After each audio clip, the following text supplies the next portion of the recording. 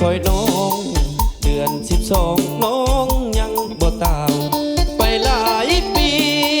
บ่มีข่าวอ้ายนั่งเศร้าอยู่กลางทุ่งนา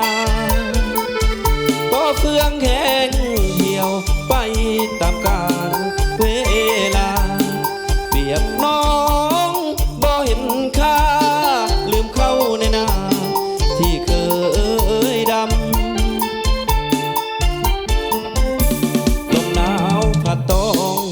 เดือน12น้องยังบ่ตาวอ้ายนั่งกอดหัวเขาลงคำว่าผู้หญิงใจดำ